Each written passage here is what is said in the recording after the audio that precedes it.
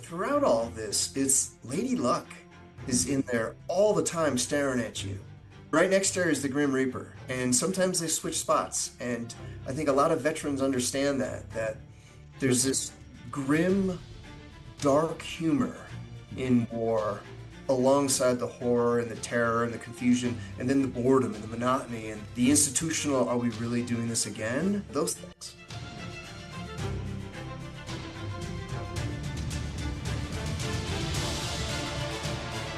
Welcome, everybody, to Heroes Path. I'm John Fenzel. This podcast exists because we believe that the past isn't behind us, it's underneath us.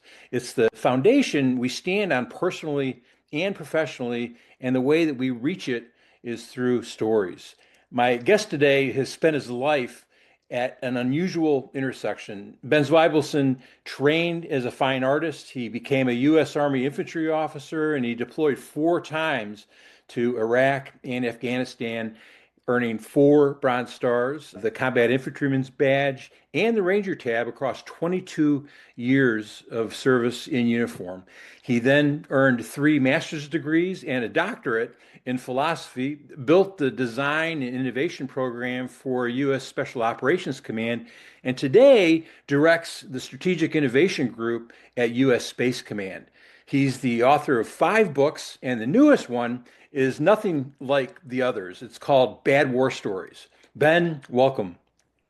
John, thank you so much for having me. Well, up front, so the audience is tracking, I do work as a government civilian within the Department of War today, but my appearance here, of course, is as a private citizen, a retired Army officer, and an author. Yeah. So anything I say is my own opinion and absolutely not anything official. Yeah.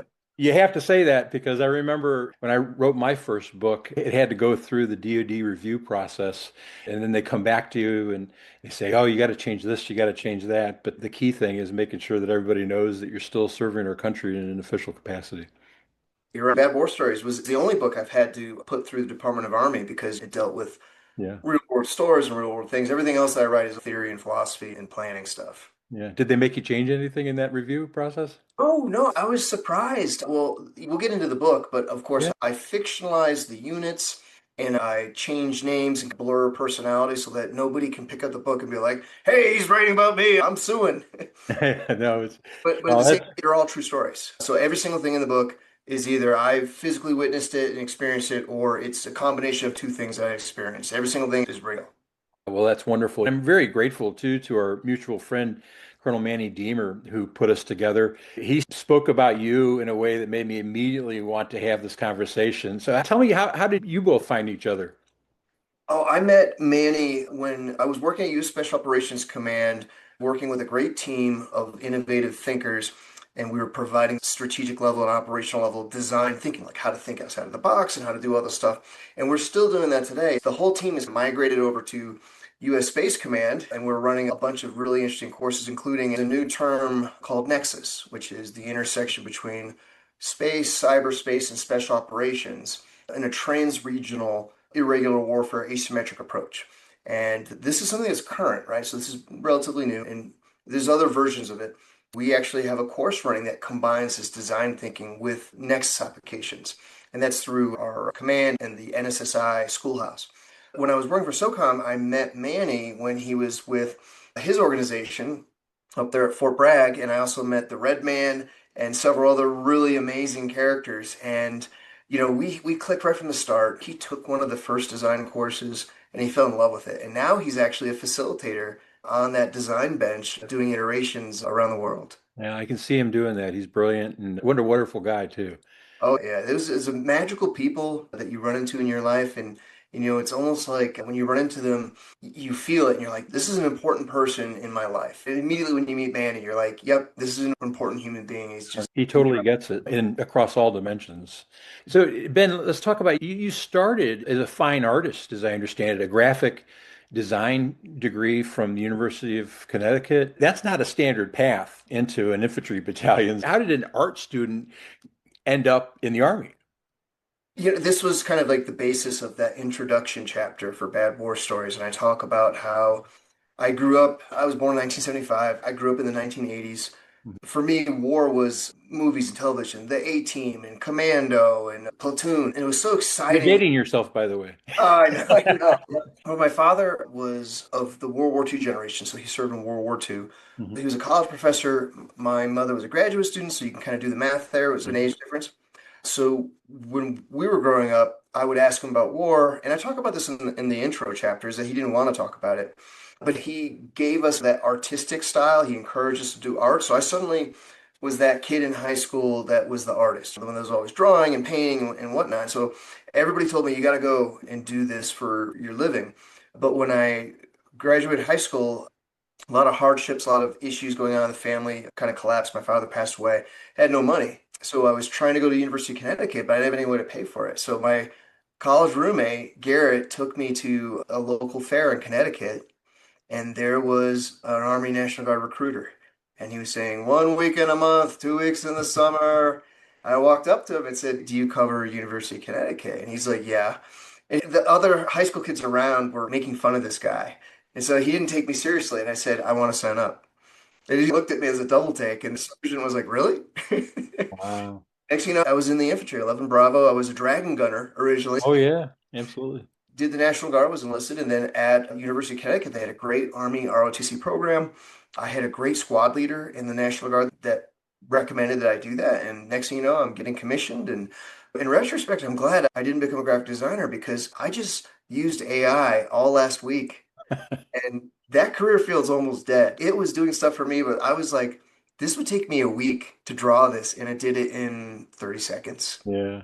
Yeah, it's amazing. It's amazing. If you had told me when I was 18 years old and I thought I knew everything, that we would be sitting here talking about this and I'd have a book about these types of things, I'd laugh at you. I'd be like, I'd never join the military. I don't let anyone tell me what to do. Well, Ben, I tell people all the time, whenever I don't have much advice to give people before they go into the Army or any of the services, but I always say use the Army because the Army's sure going to use you. And you did that. You used the Army to your advantage.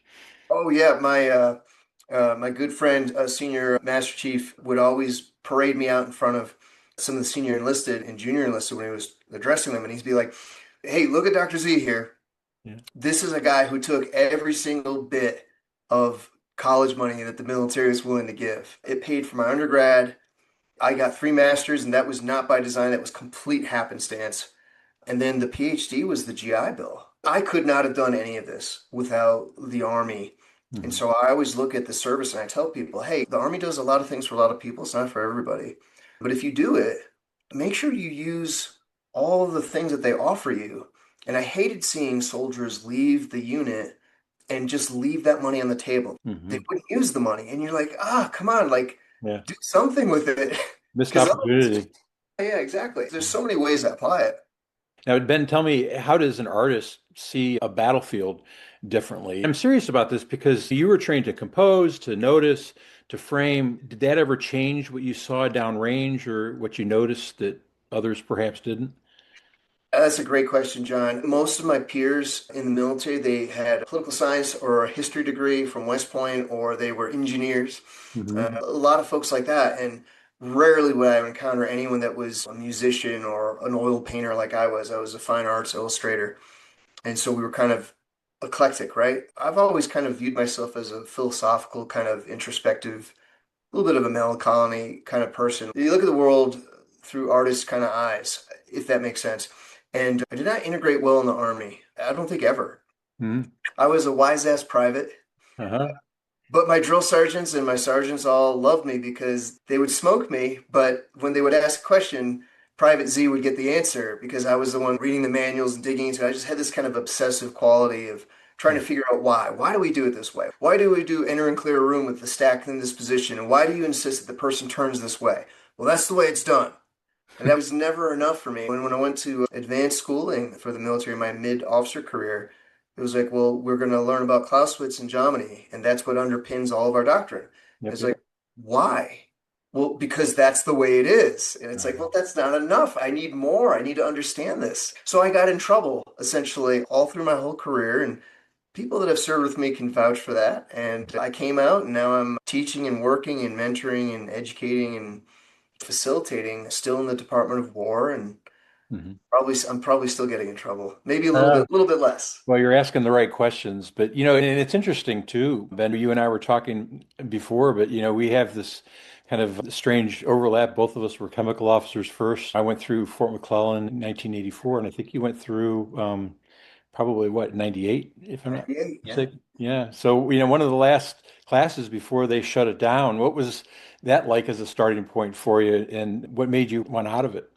My biggest takeaway from my time in the Chemical Corps was I had grown up kind of in the infantry, and I had this very infantry mentality of everything.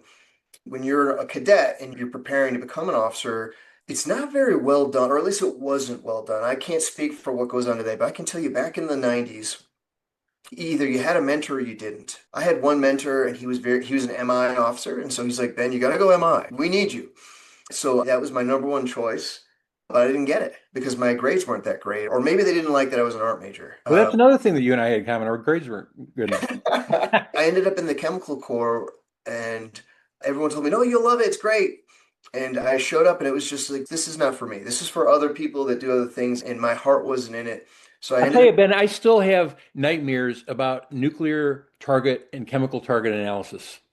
Remember you'd have to go through all these different tables and mathematical formulas, and I was like, man, I've got to get out of here. I do you do they had you you went to full mop gear for that? Did they do the VX nerve agent Oh exposure? yeah, the live agent testing facility. Yeah, yep. Right. I've never told the story, so I'll tell you. Yeah. We're in mop four. I'm hating it. It's miserable. You keep tightening your straps as you're Oh, it was like a vice on your head. oh, it's awful. One girl next to me just passed out, so they had to drag her out and throw her through the Oh my shower. God. Oh, In the swimming. meantime, the M8 alarms are going off.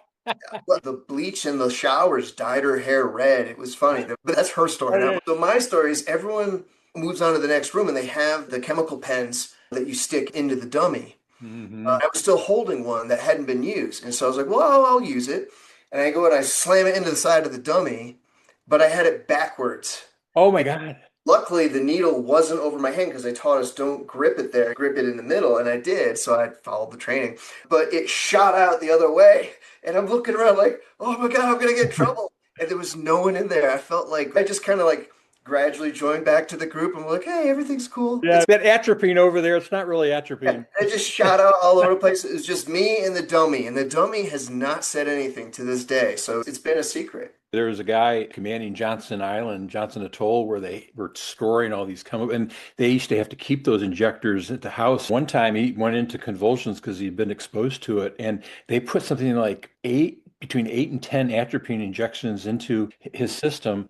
After that, he only needed 1 hour of sleep a night. And from then on, you'd see him until he retired up at night until, Oh just my goodness. constantly. Yeah. So that atropine, anyway, we're off topic, but it's interesting. You start talking about these stories and we've all got them. But so, That's the point of bad war stories. oh, yeah, there you go. So let's talk about your Special Forces chapter, Ben. It was the packet that you had to cancel, and then the colonel who reopened the door for you years later. Can you talk a little bit about that? Well, all right, so that's not in the book. That's something that we talked about in one of our Yeah. phone calls. But there is a chapter that some of my friends in special operations really enjoyed that read this book. And it details a time that I spent at the Joint Readiness Training Center, a national training center in Louisiana. Yeah. And I was an Op 4 commander. We were the bad guys. During the global war on terror, so we dressed up, we simulated Taliban or Al Qaeda or different Sunni militia. We were all different groups. And when units would come through, especially to get certified, we would be the bad guys. And there was a large amount of free play of force on force.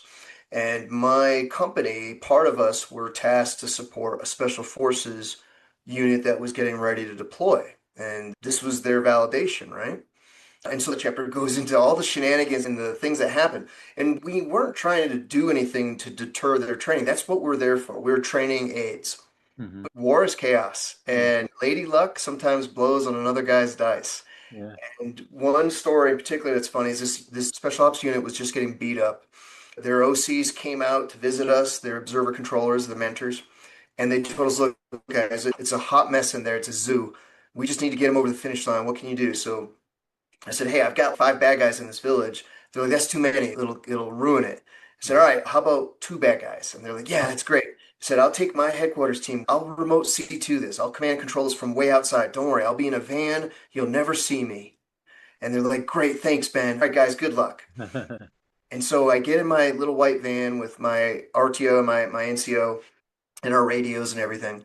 And we drive out to just a random wooded area. And it's a nice little clearing. And we're about 3 kilometers away. And we're like, this is good. This is a good spot. We sit down. And then I start hearing helicopter rotor wash. And then it gets louder. Mhm. And then it's overhead. And then I see a guy in a monkey harness with a sniper rifle hanging out the ramp in the back with a bunch of other SF dudes with all their cool gear on, sitting in there getting ready to come out. The target?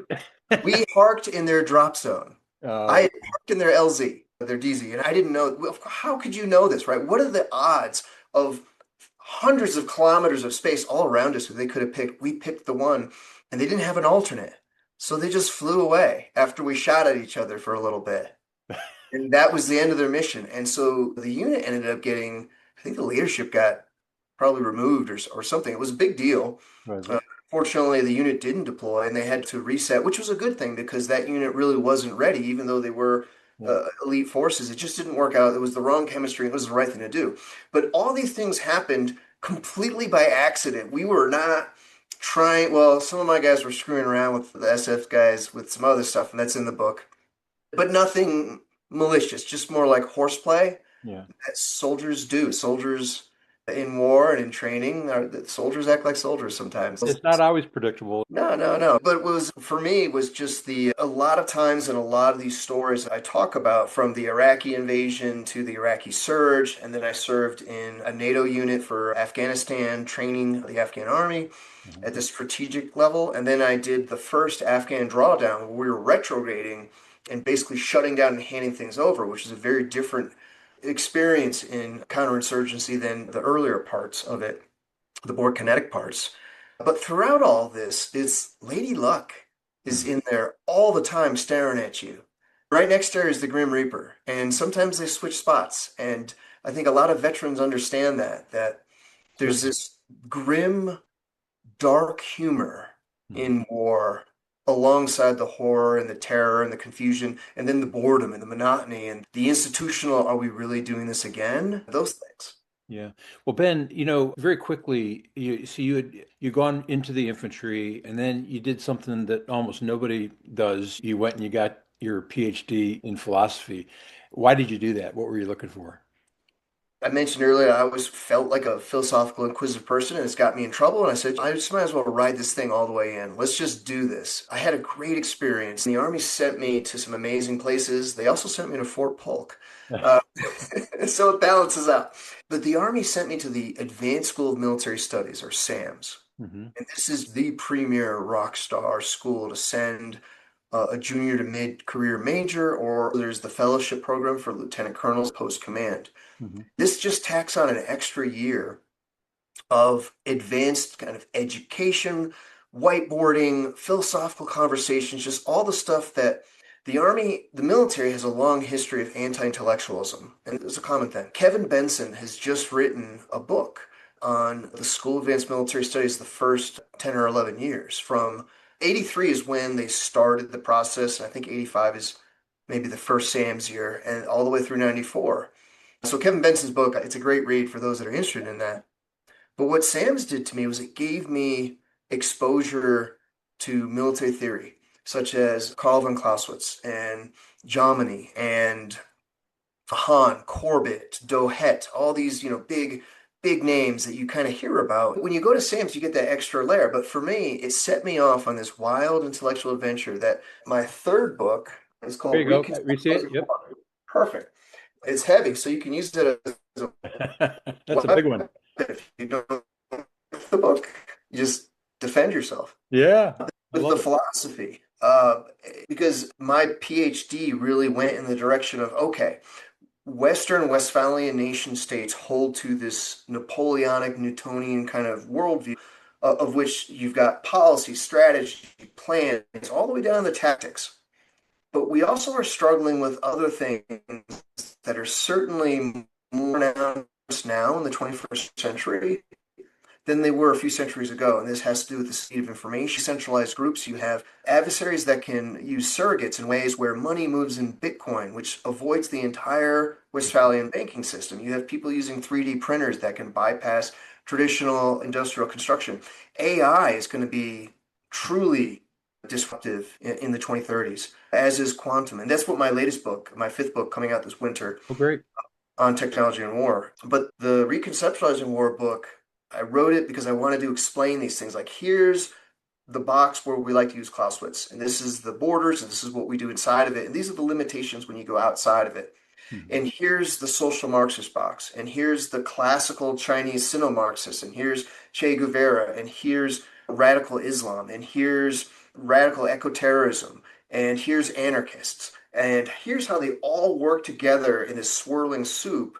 Mhm. So it's a lot of heavy lifting. Anyways, I finished that book, got it published, and that's when I sat down and said, I'm writing bad war stories. I didn't know Yeah. the title at the time, but I said, I'm going to write a fictionalized account, kind of Pulp Fiction style, of my experiences. I went into the book on why, but it's for my kids, for my family, to do what my father just really didn't do for us. And I'm not faulting him for that, but that's the way the World War II generation sort of was. They were very quiet about what they had experienced.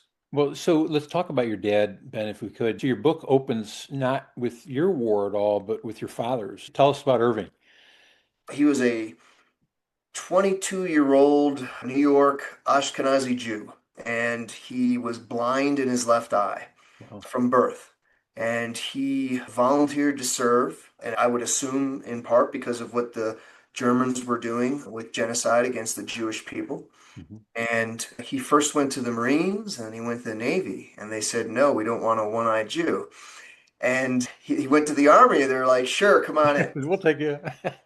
He joined the army. We found some records. Again, he didn't tell me this, but my wife found it online that he went through Cape Cod to some in-processing facility, which I guess makes sense if you're in New York City area, maybe you go up to Cape Cod and that's where you in-process. But he ended up in Panama first as a military police private, and he served 4 years. So he did a year or two in Panama, guarding the canal, not very exciting. And then he ended up in Africa, West Africa, guarding news and doing kind of cleanup operations as they were pushing the Germans and the Italians back. And I know there were Italians there because we have an Italian World War II compass that he traded for cigarettes. Mhm. Outside of the stuff I've just told you, I put in the book the two or three vignettes. They're not even real stories, the two or three little anecdotes that I do know that he relayed either to me or to my mother. And that's all we got. We don't know anything about what he did, what he saw, what he experienced, how he felt. Mhm. Those all went with him. And at one level, you got to respect that. Everyone needs to do what they got to do, and they deal with the demons that are inside for their lives, right? Well, you've written about this too, Ben. You describe a man who came home from the Second World War, he locked it away, and then he puts these artifacts into an old cigar box. Those are experiences locked in his mind. And then you write that the families back then were polite and caring enough not to ask. Right. What is your take on that? Does that have its own kind of cost? I don't fault him for not telling us the stories, but at the same time, he passed away when I was 17. And for the viewers out there that have lost a parent or a loved one at a very early age, whether it's a child or a sibling or a parent, there's a certain emptiness that you carry. Even if they're divorced, somebody can go and see their father or their mother or their brother or their sister. And sometimes later in life, you kind of reconnect, or things get better or things get worse. It's all sorts of stuff. But if you lose somebody that young, you spend the rest of your life searching for a ghost that you'll never catch. Right. And not having those war stories is just kind of part of it, because when I first invaded Iraq in 2003 with the 173rd Airborne Brigade, I was young captain infantry, and I'm like, I'm in war. Let's do this. Let's Mhm. go. And I'm excited. At the same time, being that kind of philosophical person, I kept thinking, like, I'm in war. I'm the second member of my family in a row to experience war and serve our country. Where are there overlaps and where are there disconnects between World War II and the global war on terror? Because there's probably less people that served in GWAT that had parents that served in World War II. Probably a lot more in Vietnam Yeah. or perhaps Grenada, Panama, but not many. So that was unique. And I kept kind of wondering, as I experienced things in war, I had young children at home, so they couldn't understand. Right. The very first chapter after the introduction, the chapter I open with, it's pretty grisly, right? It's child rape, there's an execution, warlord tries to lie about it, all sorts of bad things are happening in that first chapter. And someday I want my children to be able to read about that and understand it. And they're coming of age now where they're Mhm. adults, or more adult-like, and they can understand these things. Now the book exists, so they have it. Therapeutically, I think for a lot of veterans that have gone through war and reflect on these things, and everyone has a different experience, is there a productive way for veterans to cathartically let go or maybe unpackage some of this stuff? And there's a lot of ways to do it. I personally enjoy writing. Yeah. Well, so Ben, your dedication in this book, Bad War Stories, is to four men. You've got Harold Kritzman and Richard Hastings, Joseph Hurahan, and Hal McNair. And then you write that your father had never met any of them, but you Yeah. imagine you'd be grateful for Yeah. what they gave you in his absence. Can you talk about those men? Oh, this is gonna get me emotional. That's all right. Yeah. So going back, when you lose your father or mother or somebody, when you lose somebody that you love when you're young, and kind of chasing that ghost. For me personally, I was always looking for a father figure, a mentor to fill that kind of vacuum, if you will. And the problem was that my father had been very, very sick for many years. My whole childhood, my teenage years, I could not remember where he wasn't in a hospital. He had Parkinson's and a lot of other Mhm. degenerative diseases. And so I didn't grow up with a father who could throw the football or go to my sports games or see my wrestling matches. And I resented that. When you're young and you're immature, you don't understand the world. I was angry and resentful that I didn't have a father like other kids. And you look back at it when you're older and you go, gosh, it's too bad. It's also too bad the way I behaved when I was younger. But the first person in that dedication who straightened me out was Coach Hastings. Richard Hastings was my high school wrestling coach, and he took a troublemaking, wise ass teenager and gave me exactly what I needed. Probably is the reason why I was able to do well, survive the military. He unfortunately passed away at a young age. It was a terrible fire, and so his son, who ironically is named Ben, Oh, grew up without knowing his father. Again, remember how the Grim Reaper and Lady Luck?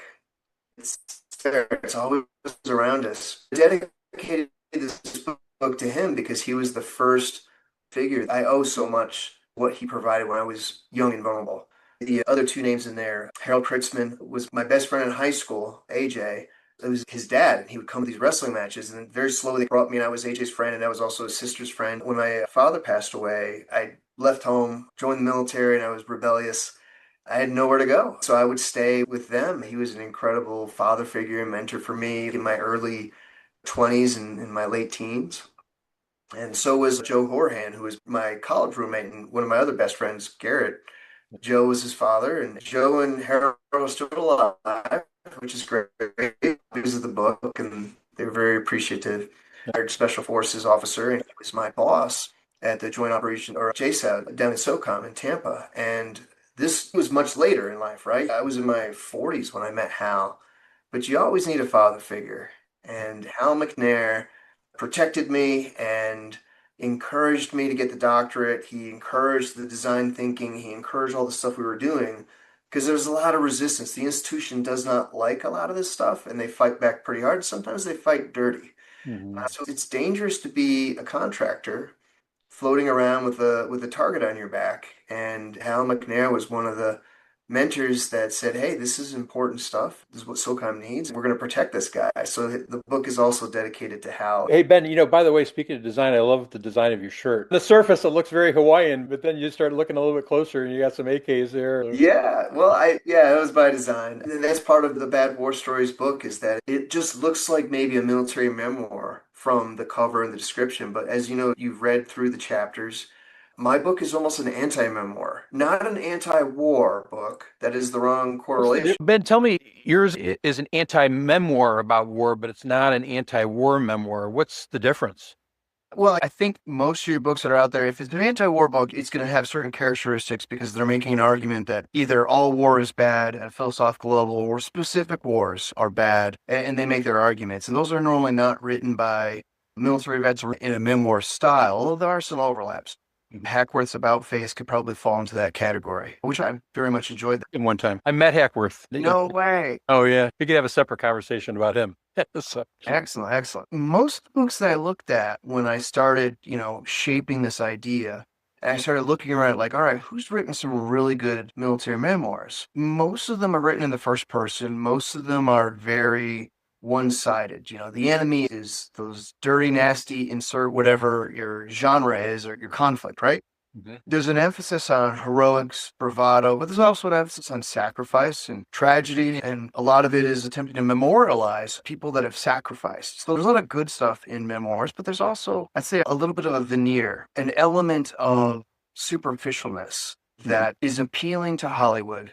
It's appealing to Netflix producers who are looking for the latest show, right? And they're like, ooh, this is exciting. Let's make this. I didn't want to do that. And I didn't think that my stories even were on that caliber anyways. My stories are disastrous and comical and strange. So I decided to write an anti-memoir in that I would write it in the third person. I wanted to bump up all the characters, including the adversaries, including civilians, including the terrorists that we were going after. I wanted to not romanticize, but to humanize and to kind of show that, war is a very difficult, confusing, chaotic environment, and there's a lot of stuff that goes on. We all try to make sense of it afterwards. Whether you're a civilian, a victim, you were deployed there, or you were a war fighter, you're either a terrorist or a freedom fighter. It depends on who you ask, right? So that makes it an anti-memoir. And the other thing is that the book is, the order of the chapters are all over the place. We don't start with the Iraqi invasion.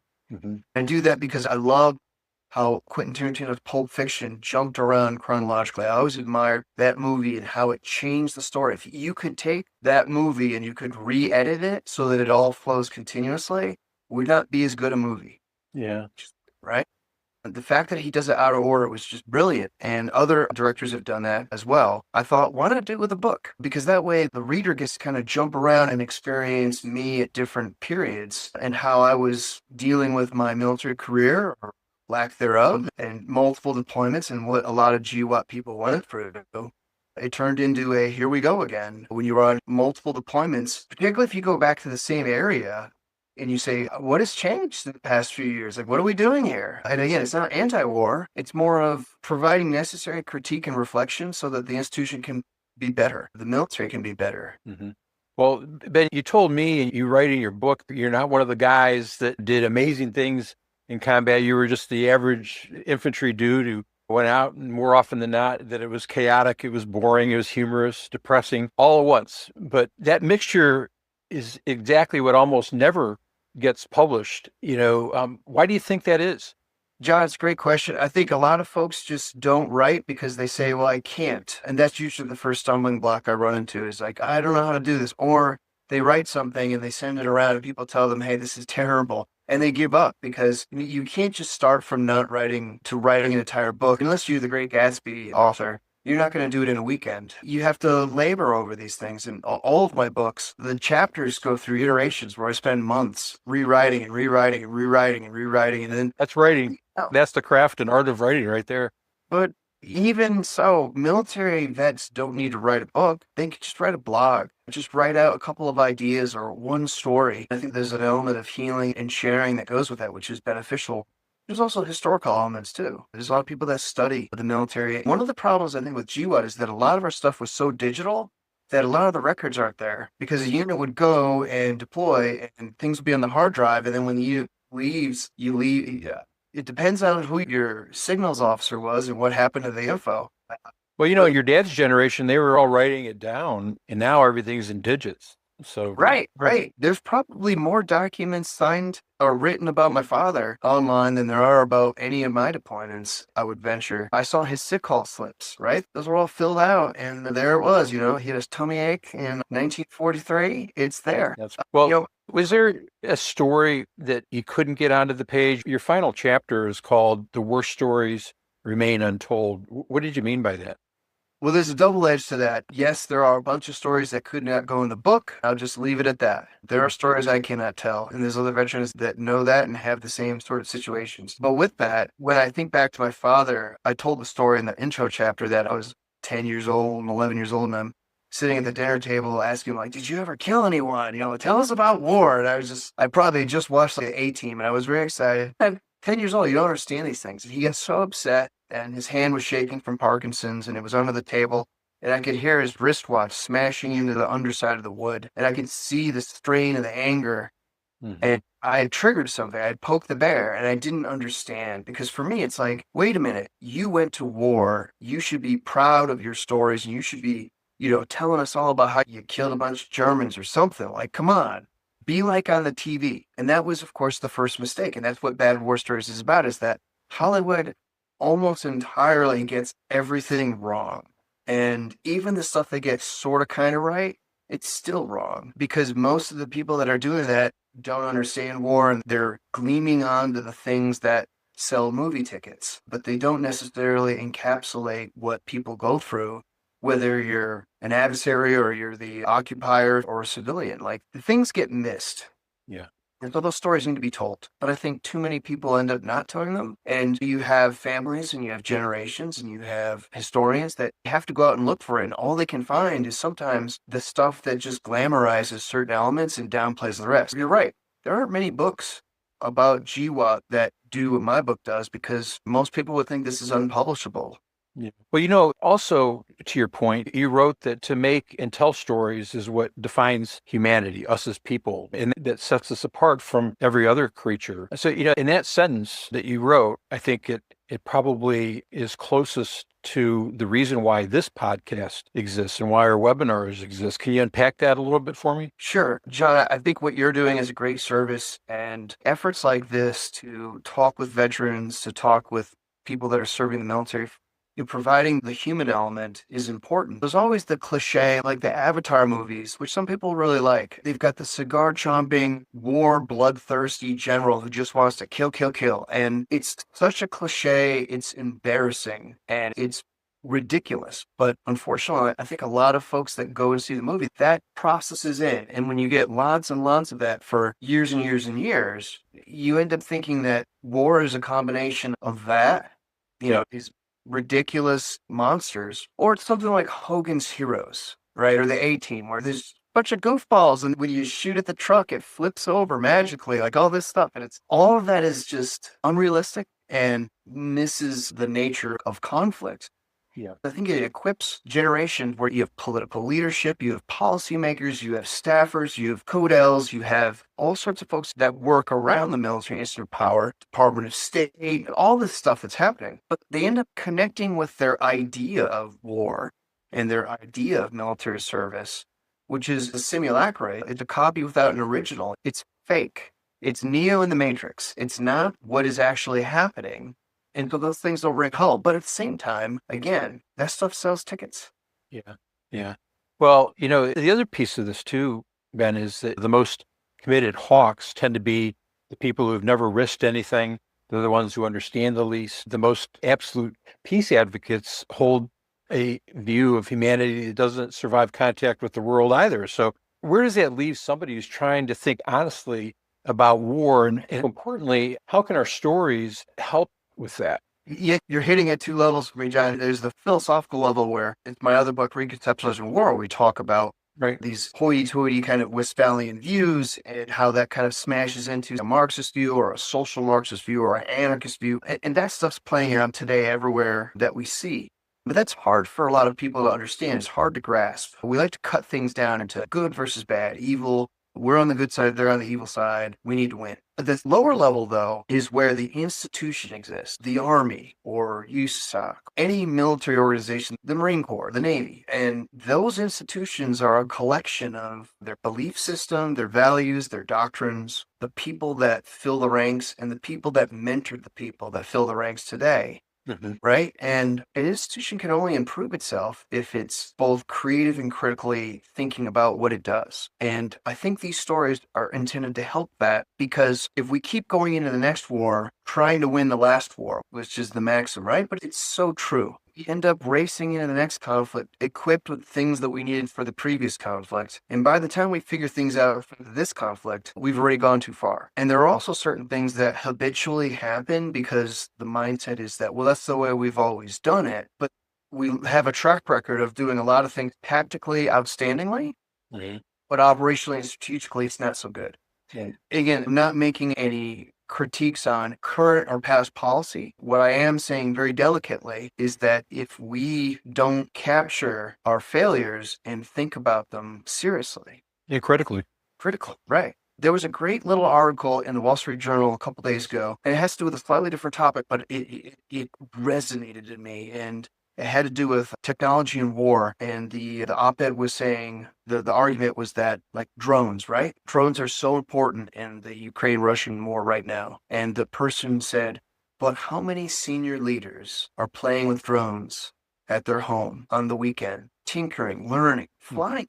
And I would extend that argument not just to drones, but to artificial intelligence Mhm. and quantum into space. And when you look at all these things, you need to have senior military leaders that are creative and curious about what is emerging as different and how will this change the next conflict in ways that we don't understand because you and I didn't have drones. For me, I did get drones, real big fancy predator ones, but I barely saw them, right? But now infantry units all the way down to the platoon level are throwing drones, they're flying drones, they're doing all kinds of great stuff. So the technology is moving, right? But this stuff is changing so fast. You need to have leaders that are doing these things. And I'm scared to say that I don't know if that's necessarily true. But the worst part is I don't know if our institution is prioritizing that kind of creative curiosity, particularly in the school systems, all the way up to the war college level, which will ruffle feathers. So here I am, ruffling feathers. That's all right. Well, I think I know what the answer based on what you just mentioned about staying curious. What should a young lieutenant or even any of your three sons, what do you want them to take from these stories? For my kids, I think part of it will be closure, and that if they ever don't have me around, or if they want to know things about me in some other way aside from interacting with me, they've got that book, and it's genuine, and it's true, and it's authentic, and so that gives them something that they can pass on to their grandchildren. Again, it's not a sexy book. These are not good war stories; they're bad war stories, but they're my stories, Yeah. and it has them. There's a duality to what you just said about young lieutenants, my kids being of that age. And I think back when I was young private, young cadet, young lieutenant, and every generation is different. But then I also look at senior, I work with a lot of very senior leaders in my regular day job in the Department of War. And these are brilliant people too. What we talked about just earlier, I'm not saying people aren't critical on the creative thinking. It's just that the institution steers you towards, well, you should be creative and critical about these things, but not this stuff. Right. And that's part of the problem is that it's that stuff out there that the Right. institute has recognized. I think that you need creative lieutenants and you need creative generals and you need creative sergeant majors. And there's a challenge because the institution is so overwhelming. It's in some ways driving us to behave Mhm. according to certain norms that inhibit certain ways of trying to be creative and critical. At the general officer level, things are so manufactured with staffs preparing briefings and blue cards and content that when those senior leaders, that their whole calendars are just filled with meeting and meeting and meeting and engagement and this and that. And you look at a calendar and you go, when does this senior leader get to sit down in an office with a couple of people and talk about what's bothering them? Yeah, And remember General Odierno? I remember walking down the E-ring towards the tank there at the Pentagon one day.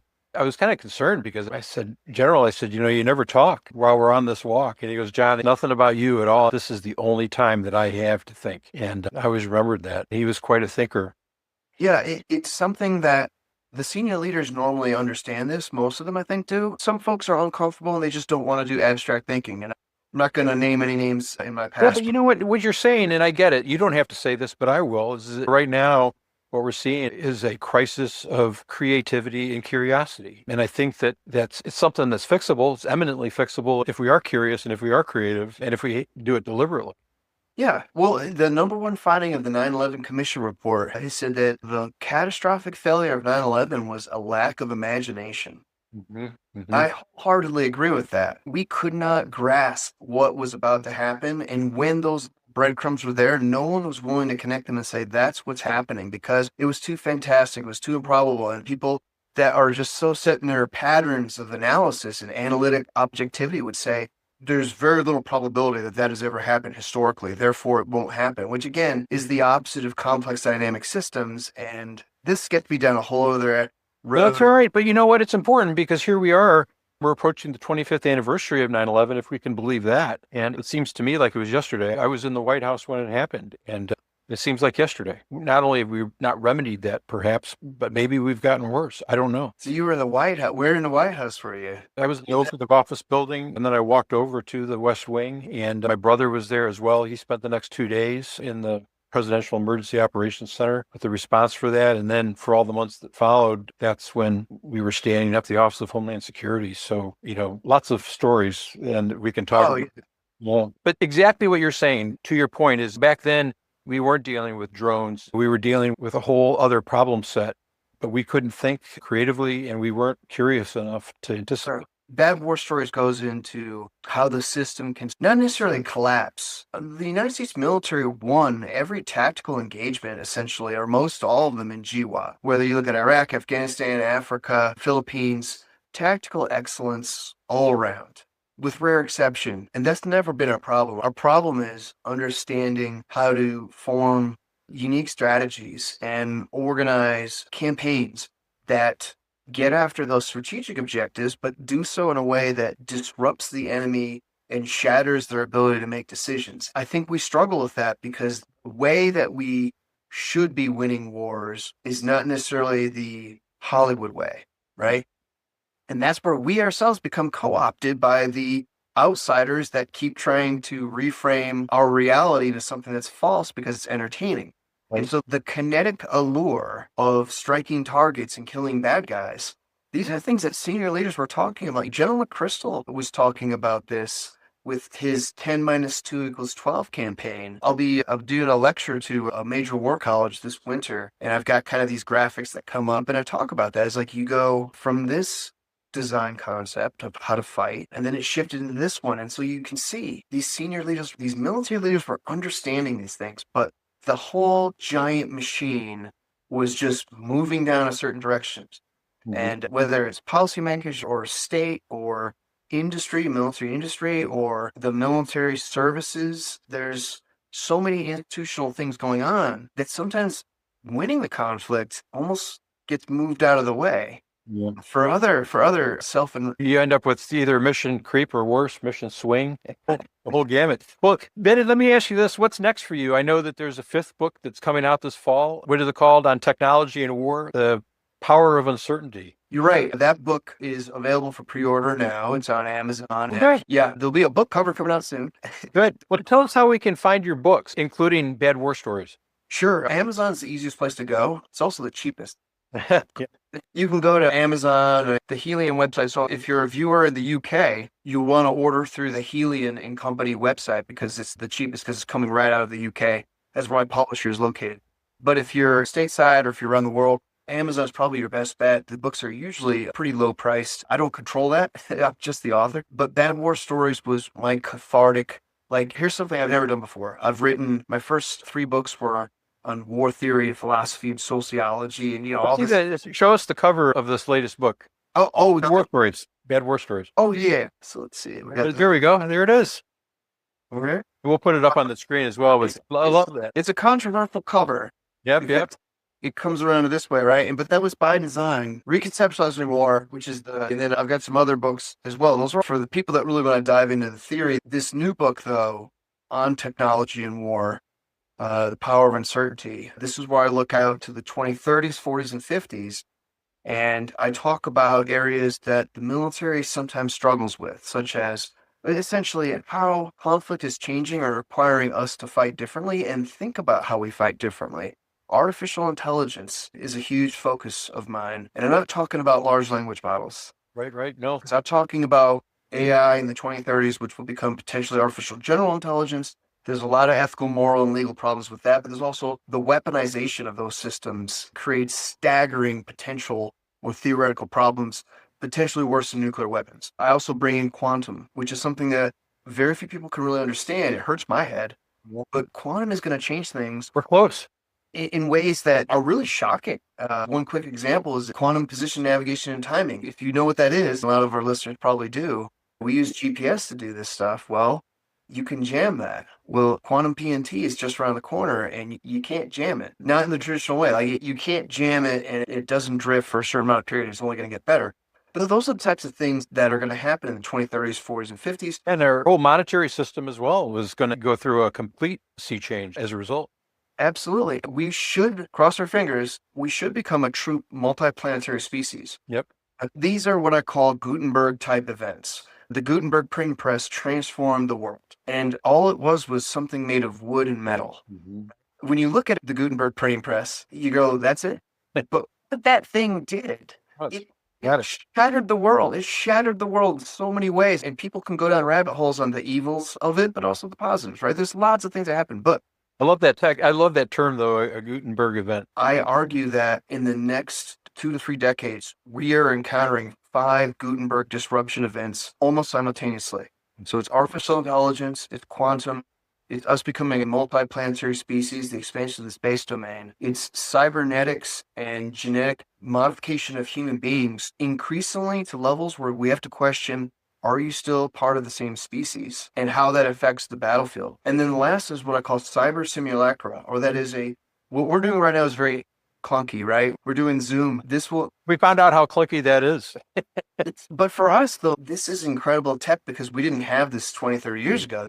But where the cyber world and virtual reality is going is very disruptive, but very transformative. And what happens when people invest a lot of their lives in living an online bullet is a bullet and a bomb is a bomb. Those won't change. But how those things manifest, destruction of digital, is not the same today as it will be in the 2030s and the 40s and the 50s. And that's where war will take on what I call a phantasmal element. Artificial intelligence that's extremely manipulative can convince somebody to not even join the military. So it's not even striking the barracks. Because remember, we started with 2 airplanes in the sky, and the better pilot becomes the ace and shoots that pilot down. But we've migrated it into, for quite some time now, it's better to strike the barracks so the pilots don't get to the planes. But if you do that, you can't get an ace anymore. Right. Unless you're shooting down balloons. It really is. And the other thing that you mentioned this a little bit earlier is the effect that all of those 5 developments are going to have on critical decision making. Everything's going to become so compressed. And if you aren't thinking creatively, if you aren't thinking in a curious way, I think the result could be that you're going to die pretty quickly. The challenge will be what type of humans will actually be on the battlefield and what will their role be and what will the battlefield be? Because our traditional grounding it's Newtonian and it's terrestrial. We look at air, land, and sea for everything. Now we are adding cyber and space to this stuff, but we do so in ways that are, I still think, doctrinally clunky. We're uncomfortable with talking about how cyberspace works. We're uncomfortable with understanding information and perception. I talk in this new book about what I call, it's a little theoretical, but it's epistemic collapse.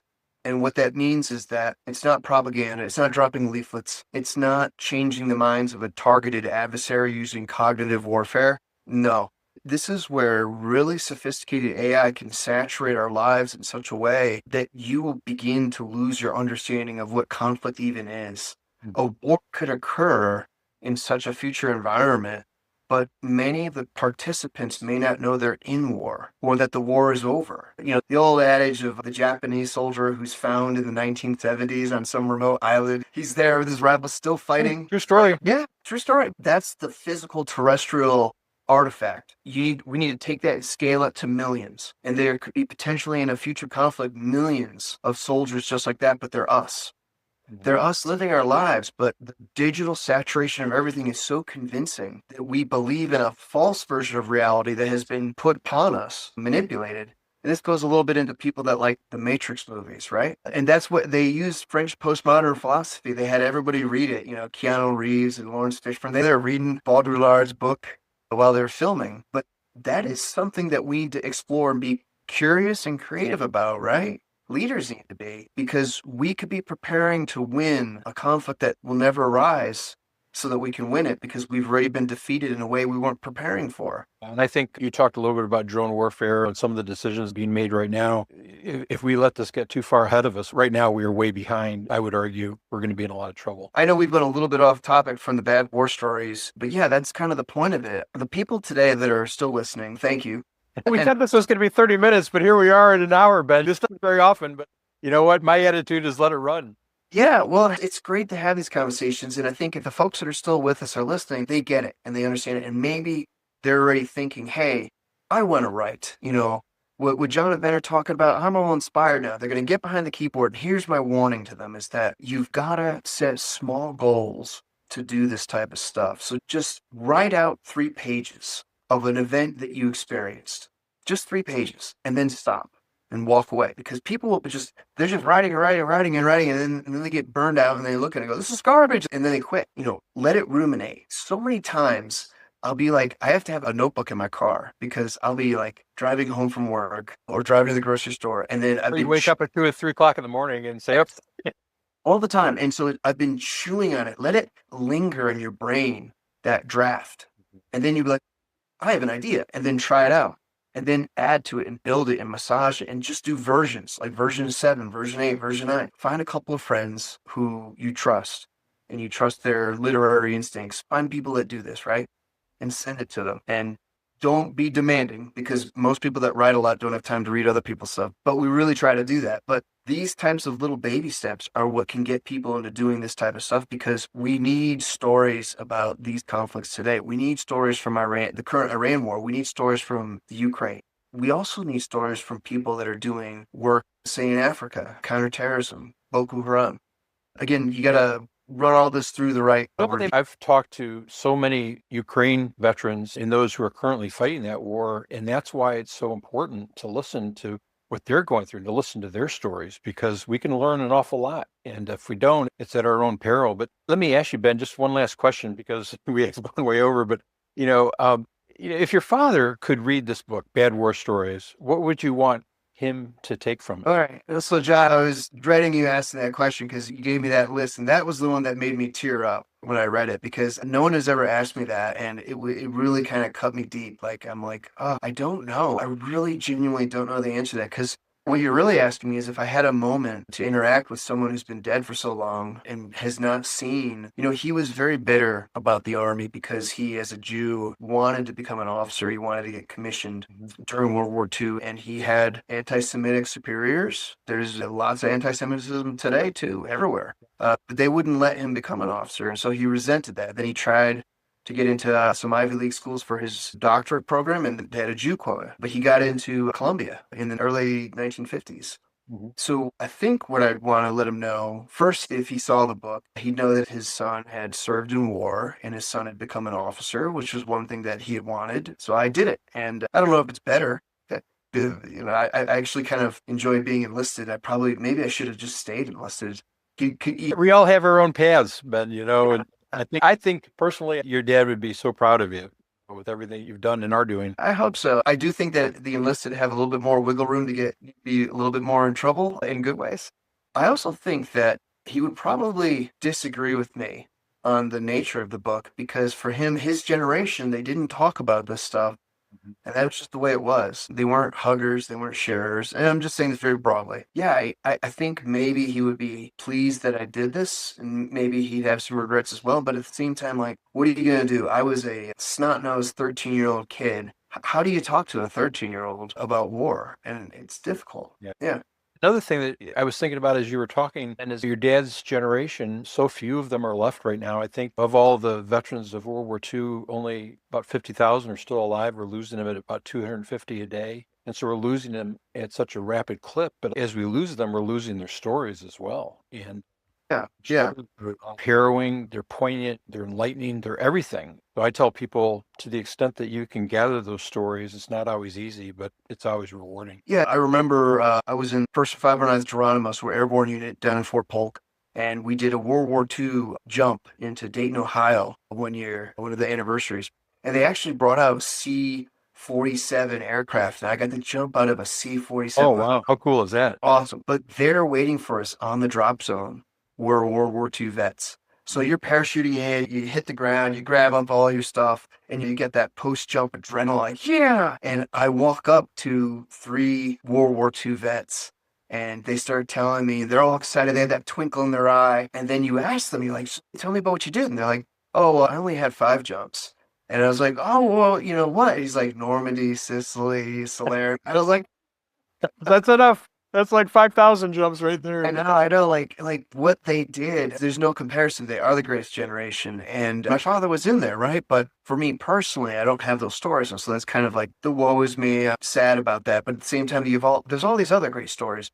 But we're all searching for meaning in our own identity and what is our purpose in life? You know, these are these kind of lofty conversations you might have at 2 in the morning when you wake up or on your drive home. And, you know, again, for the military vets that are out there, especially those that are carrying a lot of baggage, and there's got to be healthy ways to help deal with some of the burdens, the demons, the issues. Veteran suicide is still a huge, huge problem, and it's not going away. I would say that our institutions are not very successful at dealing with these issues. I think that this is one of the ways of dealing with it, like writing, sharing podcasts, getting your stories out for everybody, but also for yourself. Could not agree with you more. Ben. We could talk for hours more. I know that just based on our conversation this afternoon. But Ben Zweibelson's Bad War Stories is out now from Helion and Company. And you have another book coming out as well. There you go. I'll put that on there in the notes. But Ben, thank you for the book and for all of this. It's really just great to be with you. Thank you. Alan, thanks so much for having me. This has been a great conversation. That's the hero's path. Our critical past is not behind us. It's what we stand on. Thanks everybody for joining us. Take care now.